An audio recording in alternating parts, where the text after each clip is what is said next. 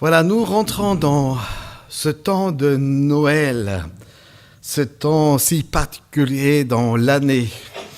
Noël, les 3 dimanches où nous vivons un culte ensemble, parce qu'au milieu, il y aura une fête de Noël. Ces 3 dimanches au culte, j'ai choisi comme thème un Noël motivé par l'essentiel. Un Noël motivé par l'essentiel. Déjà, ça se rime, c'est plus facile à retenir. Mais qu'est-ce qui est Noël? Et qu'est-ce qui est vraiment important? Où se trouve le sens premier, originel de cette fête? Un Noël motivé par l'essentiel. Pourquoi Noël est si important? Les dimanches donc, du mois de décembre sont dédiés à tous ceux et celles qui accepteront, qui déballeront et qui apprécieront le cadeau que Dieu nous offre à Noël. Oui, il y a des cadeaux, mais pas sous le sapin ni sous l'arbre de Noël. C'est déjà un cadeau que Dieu nous a fait bien longtemps. Et il est prêt de le faire aujourd'hui et chaque jour de votre vie. Et pour cela, on se souhaite joyeux Noël. Pour quelle raison? Parce qu'il y a un cadeau qui nous est offert. Joyeux Noël. Noël, d'ailleurs, c'est la plus grande fête au monde, célébrée au monde entier chaque année. Il n'y a pas de fête qui est plus grande que Noël.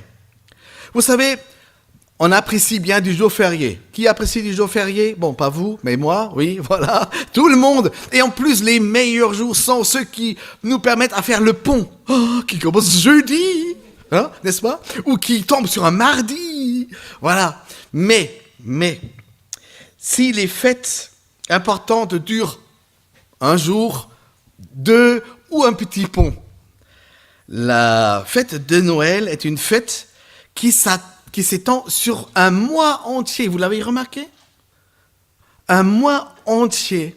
Un 12e de notre calendrier. Un mois sur tous les 12 que nous vivons pendant l'année est consacré à Noël. Pendant la saison de Noël, des milliards de personnes mettent à côté leur vie quotidienne. Vous avez remarqué? Ça commence à changer notre rythme de vie. Déjà, notre entourage change. Il y a plus de lumière et on ne peut pas faire ses courses sans entendre des chants de Noël.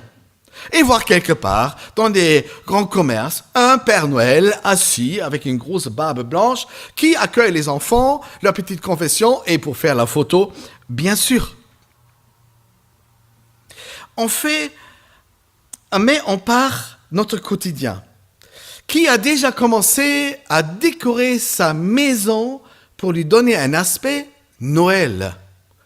Ouais, Imke l'a fait hier. On a retrouvé le carton, on vient juste d'un déménagement. Retrouver la décoration de Noël, c'est quelque chose, je peux vous le dire. Et qui devait le chercher dans la cave? Mais bien sûr, c'est moi. Mais Imke a fait la décoration. C'est devenu très, très, très joli. Donc, on décore nos maisons. On envoie les cartes de vœux. Qui a commencé à envoyer des cartes déjà pour Noël? C'est un peu tôt? Ouais, d'accord. Mais je vous promets, à partir de Noël, fin de l'année, vous allez tous vous mettre des cartes de vœux. Qui a déjà commencé à acheter des cadeaux pour Noël? Ouais. J'ai ça de ma mère. Je commence à peu près en octobre, parce que je me retiens déjà. Et ma mère, elle est comme un écureuil. Vous savez ce que je vais dire maintenant?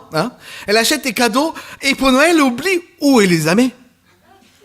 Donc combien de cadeaux de Noël, ma sœur et moi, nous avons reçus tout au long de l'année, par moments qui descendaient les escaliers des chambres en disant « Mais regardez, qu'est-ce que j'ai trouvé !» Voilà, donc il y avait Noël bis tout au long de l'année. Voilà. Et on commence à se rendre aux soirées et repas de Noël. Certaines personnes vont même à l'église Noël. C'est d'ailleurs la deuxième fête après Pâques. Mais au moins à Noël, on chante tous la messe de nuit, en tout cas ceux qui sont catholiques. On va chanter des chants dont nous n'avons pas l'habitude, des chants traditionnels. Et, est-ce que vous avez déjà remarqué, c'était hier soir, en regardant la télé, j'ai vu des annonces pour des soirées télé Noël spéciales. Et certains font même la publicité. Vous verrez le plus des stars qui vont fêter Noël avec vous. On va être devant la télé et dans le grand décor de Noël. On va voir et chanter les grands stars de la télé et de la musique Noël. Certains préparent déjà leur voyage pour voir la famille. Qui a la famille au plus loin ici? Notre famille habite à Brême, à 6 heures d'autoroute ici. Qui a sa famille de plus loin encore? Oh, vous êtes... Ah oui, oui. Nos sœurs d'Afrique.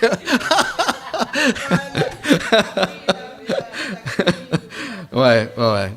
Mais d'une manière ou d'une autre, quand Noël arrive, difficile de ne pas le remarquer. Difficile à ne pas le remarquer. Noël est actuellement partout. Si on y réfléchit un peu, il est quand même fou de se dire qu'une simple naissance aussi chouette sans les petits bébés, n'est-ce pas? Qu'une simple naissance pouvait bouleverser le monde entier. Un tel événement qui se produit, je ne sais pas, tous les quelques minutes sur la terre, pourtant la naissance de Jésus a bouleversé le temps. Vous ne l'avez peut-être pas encore réalisé, mais chaque fois que vous vérifiez votre calendrier, vous utilisez le nom de Jésus. Vous dites, non, je n'ai pas remarqué que le calendrier que j'ouvre tous les jours a un quelque rapport avec ce Jésus. Mais vous savez, à cause de Jésus, l'histoire avec un grand H est divisée en deux temps. Un temps avant Jésus-Christ, avant la venue de Jésus-Christ, et un temps après Jésus-Christ. Toute l'histoire se réfère sur la personne de Jésus-Christ. Tous les autres événements de l'histoire et de votre calendrier aujourd'hui sont datés en fonction de sa venue sur terre. La nuit de la naissance de Jésus à Bethléem, un petit groupe de bergers gardait paisiblement les troupeaux de moutons dans les champs voisins. En regardant les étoiles, rien ne semble être différent des 1000 autres nuits avant. Mais ce qui était en point d'arriver allait transformer non pas seulement leur vie, mais la vie de milliards et de milliards de personnes. Une nuit pas comme une autre. Et ce qu'on dira de cette nuit, le monde ne sera plus le même. Le monde a changé. La nuit de Noël. Soudainement, une lumière radieuse illuminait le ciel et les anges de Dieu descendaient et sont apparus en annonçant cette bonne nouvelle, l'histoire originelle de Noël que nous lisons dans l'Évangile selon Luc, chapitre 2, les versets 8 à 14, et je demande à une personne à nous faire la lecture. Il y avait, dans cette même contrée, des bergers qui passaient dans les champs les veilles de la nuit pour garder les troupeaux.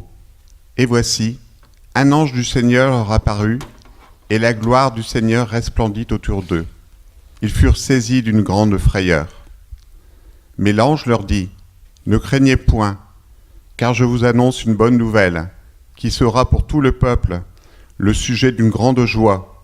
C'est qu'aujourd'hui, dans la ville de David, il vous est né un sauveur, qui est le Christ, le Seigneur.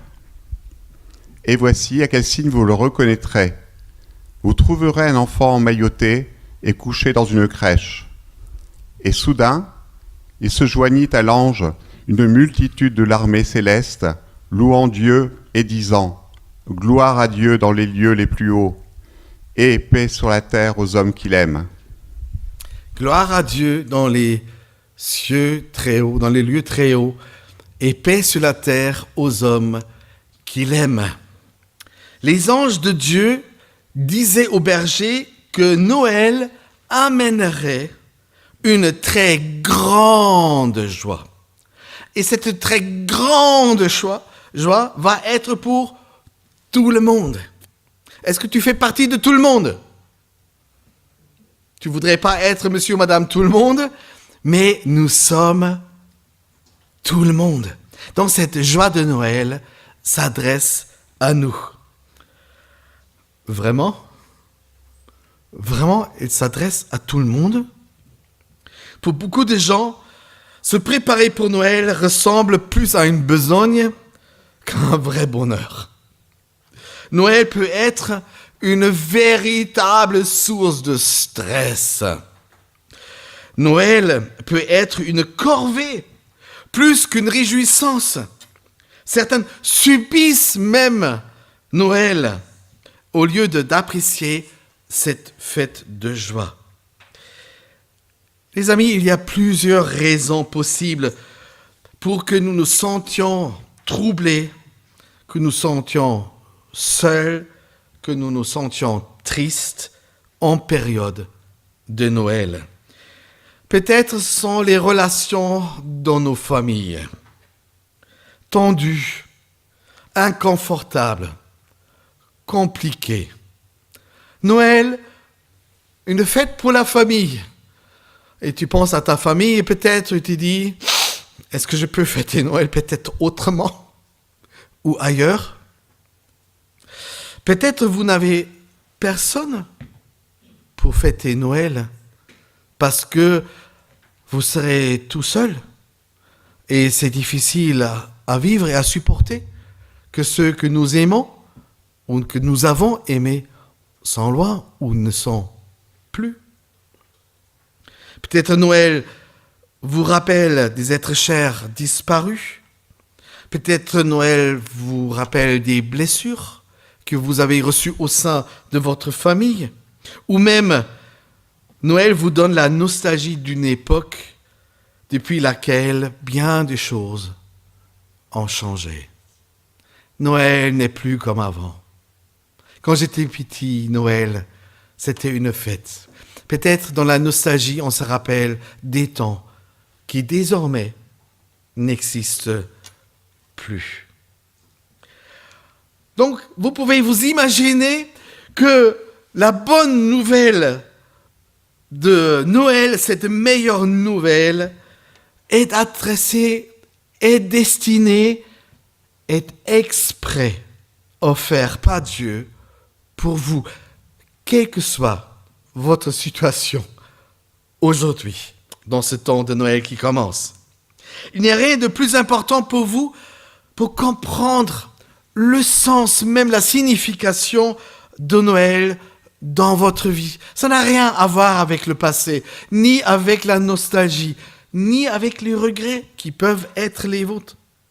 Venez vivre, d'ailleurs, les prochains dimanches, ici à l'église, le temps de l'Avent, et recevez et appréciez le meilleur cadeau que Dieu nous a offert.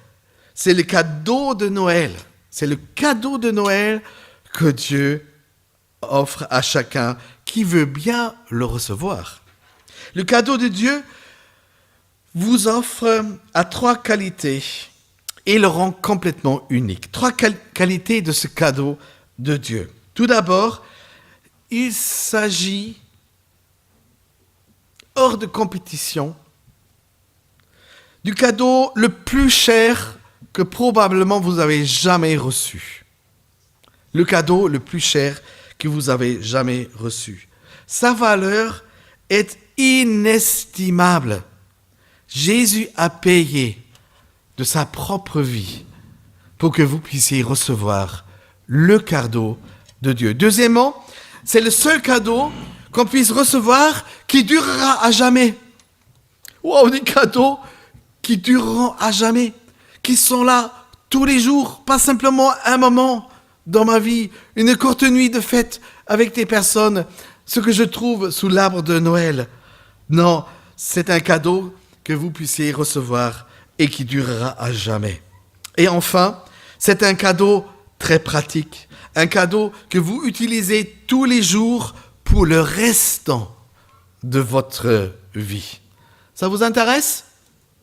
Oui, ça vous intéresse? Je continue? Très bien. Ce n'est pas tout à fait par hasard, je crois, que nous entendons, et tous ceux qui entendent l'enregistrement sur notre site, que ces messages intitulés « Un Noël motivé par l'essentiel » est pour vous. Que vous l'entendez, que nous le partageons en ce moment-ci. Parce que vous savez, il y a de nombreuses fois que Dieu nous donne rendez-vous. Que Dieu nous donne rendez-vous. Et croyez-moi, quand Dieu nous donne rendez-vous, on le remarque d'une manière ou d'une autre. On vit loin de lui, on pense à lui. Mais quand Dieu nous donne un rendez-vous, là, franchement, on va le remarquer.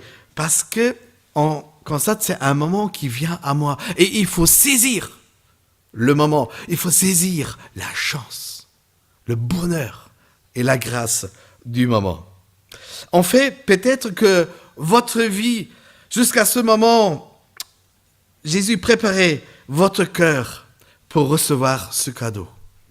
Pour recevoir peut-être pleinement ce cadeau. Parce que vous avez vécu de nombreuses Noëls. Et vous avez entendu parler de nombreuses fois que Dieu a un cadeau à vous faire. Lorsque la première nuit de Noël, les anges ont annoncé 3 raisons de la naissance de Jésus. Et ils disaient, d'abord, Noël est un temps pour célébrer Jésus, pour célébrer la naissance de Jésus. Et puis, Noël est un temps du salut, un temps où nous pouvons être sauvés. C'est la chance, c'est le moment d'être sauvés de notre chemin de perdition qu'on parcourt trop longtemps déjà. Noël est un temps pour le salut, d'ailleurs, ça va être le thème du dimanche prochain. Noël est un temps pour finir, un temps pour la réconciliation. Et tu penses à ta famille, tu penses à des membres de ta famille, où Noël serait une formidable occasion de enfin se réconcilier de nouveau. Mais d'abord, c'est un moment pour te réconcilier avec ton Dieu. Quoi que soit intervenu dans votre relation, elle est peut-être même pas vraiment existante. À cause de ce qui s'est introduit dans cette relation entre toi et Dieu, qu'on appelle le péché, le mal, le mauvais, ce qui pourrit ta vie, ce qui a fait dériver ta vie. Noël est un temps pour la réconciliation. Noël, un temps pour célébrer. Voici le jour que l'Éternel a fait, dit le psalmiste, qu'il soit pour nous un sujet d'allégresse et de joie. Psaume 118. Verset 4. Oui, Noël est une fête, et un sujet d'allégresse et de joie. Pour être plus précis, c'est une célébration de naissance, celle de Jésus, et les naissances sont soupçonnées d'être fêtées. Vous êtes d'accord? Quand vous avez fêté la dernière fois la naissance de quelqu'un, bon, ça date? Oui, Imke et moi, on s'est réjouis de la venue de notre 6e, je compte bien, Imke? Notre 6e petit enfant. Ouais, déjà, notre fille, mais la naissance d'une petite fille qui est venue au monde. Et la maman, c'est notre deuxième fille. Et cette petite fille, elle s'appelle Gaëlle. Je peux vous dire, je suis un papy gaga. Hein? Et j'assume pleinement que mes filles me font cadeau des petits-enfants. Je les aime pour cela.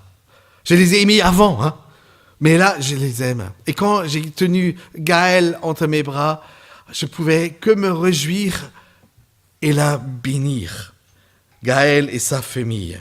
Et c'est pour cela, on dit joyeux Noël. Parce que Noël, c'est joyeux. C'est pas pour faire une fête parce que c'est dans le calendrier et la famille t'invite à faire la bouffe. Non, c'est une fête de joie. Joyeux Noël. L'ironie de la chose, c'est que dans la plupart des fêtes de Noël, il n'est pas question de Jésus. Dans la plupart des fêtes de Noël, la personne dont on est censé fêter la naissance avec joie, cette personne est complètement ignorée. Où est le bébé? Il va être mis dans la crèche à minuit. Où est le bébé dans ces temps de Noël? Ce bébé est même parfois jamais mentionné, le temps de Noël. Bien que la naissance de Jésus et son message sont à l'origine de la fête de Noël, il est souvent oublié ou à peine cité, contrairement au Père Noël. Lui, il est partout. Et depuis un certain temps, il y a aussi des elfes qui viennent se joindre au Père Noël et des personnages complètement fictifs qu'on met autour du Père Noël, et les elfes et les anges. En tout cas, j'en passe.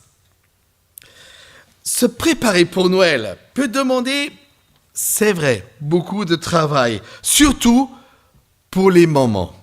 Compte tenu de la tension qu'il existe pour acheter des cadeaux, envoyer des cartes, décorer la maison, disposer des lumières, préparer le repas pour la fête, se rendre soi-même à des fêtes, il se peut que Noël reste finalement un temps qu'on n'arrive pas à apprécier. Ça passe trop vite. Le calendrier est trop chargé. Où passe Noël? Où on place Noël? Où on se prend le temps pour célébrer Noël. N'oublions pas, le premier but de Noël, c'est être célébré. Célébrer Jésus. Dieu avait une bonne nouvelle pour nous, une nouvelle qui devait tous nous réjouir, nous amener à célébrer et faire la fête, comme il est écrit dans notre texte. Les anges disent, on vous annonce une bonne nouvelle qui sera pour tout le peuple un sujet d'une très grande joie. La bonne nouvelle de Noël est désignée être célébrée pour 3 raisons. Si vous cherchez le sens de Noël, pourquoi Noël devait être motivé par vous pour être célébré, voilà 3 raisons. La première raison, c'est Noël voudrait dire Dieu est pour toi.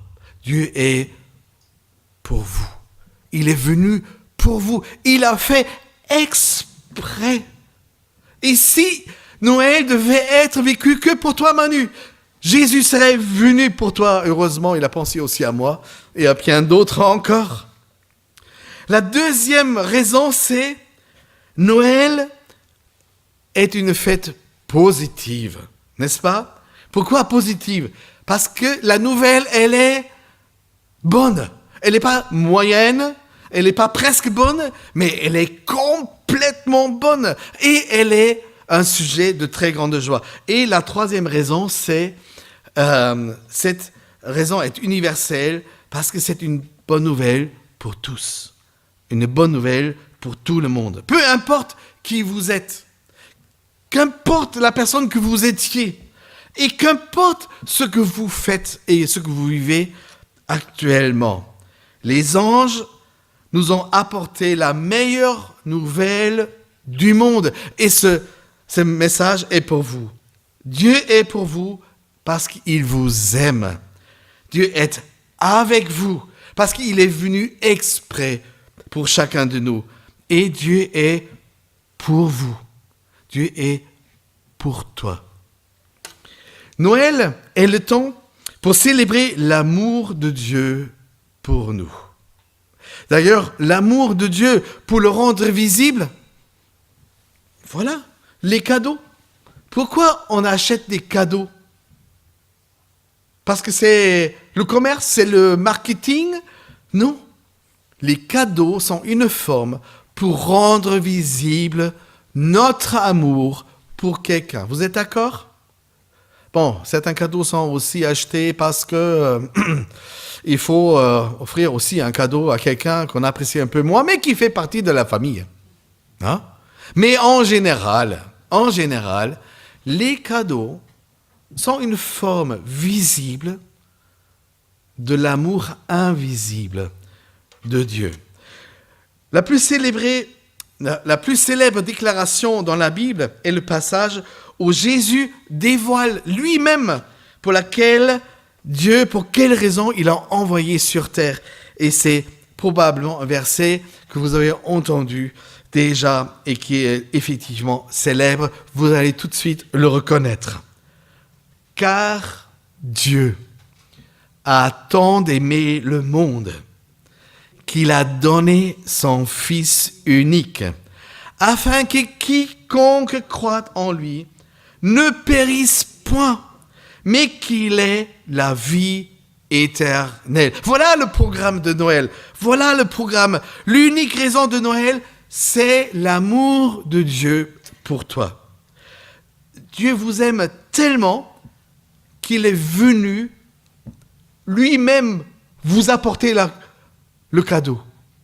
Dieu est venu lui-même vous apporter le cadeau d'amour pour que vous puissiez le connaître, pour que vous puissiez l'apprécier, pour que vous puissiez lui faire confiance et que vous puissiez aimer Dieu en retour. Et les théologiens appellent cela, si Dieu vient à la rencontre des hommes, l'incarnation. L'incarnation. Dieu s'est fait homme pour venir à ma rencontre. Dieu est devenu l'un d'entre nous. Cela voudrait dire incarnation. Dieu est devenu l'un d'entre nous. Dieu est devenu un être humain pour que nous sachions à quoi Dieu ressemble. Il n'y a pas d'image pour Dieu. Il n'y a pas d'image pour Dieu. Personne n'a jamais vu Dieu jusqu'au moment où il se faisait connaître dans la personne de Jésus-Christ. Tu voudrais savoir à quoi ressemble Dieu? Mais regarde à Jésus et tu verras Dieu, comment il t'aime. Dieu a pris lui-même l'initiative. Avant que tu l'aies demandé quoi que ce soit, Dieu a déjà pris l'initiative. Il a envoyé Jésus pour que nous puissions comprendre son amour et nous faire comprendre combien nous avons besoin de l'amour de Dieu. Jusqu'à l'arrivée de Jésus, notre compréhension de Dieu était quand même assez limitée. Vous êtes d'accord? Qui a compris quoi que ce soit de Dieu jusqu'au moment où nous avons découvert Jésus sur notre chemin? Certes, Dieu aurait pu choisir des milliers d'autres moyens pour se faire connaître. Mais, parce qu'il est notre Créateur, parce qu'il est notre Père céleste, parce qu'il nous a créés personnellement, la meilleure façon de rencontrer quelqu'un, c'est toujours un face à face, n'est-ce pas? Aujourd'hui, on s'est habitué à nous envoyer des SMS, des emails, des messages sur WhatsApp, sur Instagram, qu'est-ce que je sais encore? Mais quelle différence quand le téléphone sonne et tu entends la voix de la personne qui voudrait te rencontrer, au moins au téléphone. Non? Non. Parce que même si vous connaissez la voix de la personne, vous avez aussi en même temps tout de suite son visage. Et la rencontre avec Dieu à Noël voudrait être un face-à-face. Pas par un intermédiaire, mais personnellement, une rencontre face-à-face. Dieu voulait communiquer avec les hommes, alors il est devenu l'un d'entre eux. Dieu est venu lui-même, ce que Dieu a fait à Noël. À Noël, Dieu est venu en personne. D'ailleurs, il n'est pas dit que Dieu a de l'amour pour toi. Que Dieu a de l'amour pour toi. Il est écrit que Dieu est l'amour. Que Dieu est l'amour qui s'exprime, qui se manifeste spécialement pour toi qui fêtes Noël. L'amour est l'essence même de la personnalité de Dieu. C'est sa première nature. De quoi Dieu est fait? Si on peut le dire comme ça, mais Dieu est fait de l'amour. C'est l'amour, la première nature de Dieu. Il nous a façonnés afin que nous puissions l'aimer en retour. Donc, chaque fois que vous prenez votre souffle, prenons une grosse respiration, une grosse, ok? Ça nous aide à vivre, n'est-ce pas? Arrêtez simplement 10 minutes, c'est pas long, 10 minutes, mais vous serez fini. Hein? Vous serez fini après 10 minutes, vous serez fini. Chaque fois que vous respirez, et vous le faites régulièrement, dans un rythme répété, cette respiration voudrait vous dire, Dieu t'aime. C'est le souffle même de Dieu sur ta vie. Dieu t'aime. C'est le sens de Noël même. Son amour pour toi, son amour pour nous, les amis, ne change jamais. Et je pèse bien mes mots. L'amour de Dieu pour nous ne change jamais. Combien de fois l'amour pour une personne a changé pour toi parce que la personne, à tes yeux, ne méritait pas ton amour? Cela vous est déjà arrivé? Non. Je crois que c'est arrivé à nous tous, n'est-ce pas? Notre amour que nous accordons à des personnes est très, très souvent lié au retour, n'est-ce pas? Et s'il n'y a pas de retour, pas d'amour de notre côté. Son amour, l'amour de Dieu pour nous ne change jamais. Bien des choses dans nos vies changent. Bien des choses disparaissent même de notre vie. Mais l'amour de Dieu, les amis, demeure à jamais. Essayez de vous faire plus aimer par Dieu. Essayez. C'est possible? Anne-Marie dit, c'est pas possible. Exact. Quoi qu'on fasse, vous n'arriverez jamais à ce que Dieu vous aime plus. Non, Dieu n'apprécie pas certaines choses dans notre vie. Mais ça ne change rien de l'amour fondamental, l'amour de Noël. Ça a venu dans ta vie, ça a venu entre nous. C'est motivé par son amour. On célèbre son amour parce que c'est la raison pour laquelle il est venu dans ma vie. Qu'il est venu dans ta vie. Il est venu dans notre vie, à nous tous. Parce que Dieu est l'amour. C'est sa personnalité. Il ne t'aime pas parce que tu te conduis bien. Il t'aime parce que tu es. Parce que tu es un être cher. Il voudrait t'aimer et il t'invite à l'aimer en retour. La Bible dit l'amour du Christ dépasse tout ce qu'on peut s'imaginer. Chez moi, c'est vite arrivé. C'est vite arrivé. Certaines choses me dépassent assez rapidement.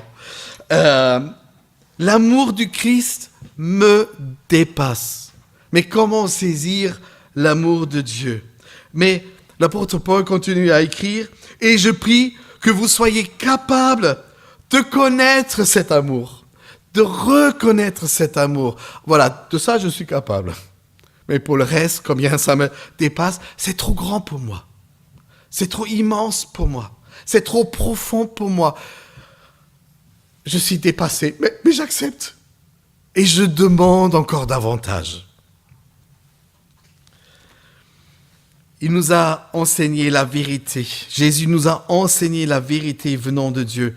Il a prié, il a payé, il a mouru sur une croix pour que chaque péché de chacun et de chacune, ce que nous avons jamais commis, puisse être pardonné. Noël, le sens de Noël. Jésus a prouvé qu'il était lui-même Dieu, non pas seulement pour mourir sur une croix et nous pardonner nos péchés, mais il a prouvé aussi, par sa résurrection, que nous pouvons aussi ressusciter à une vie nouvelle.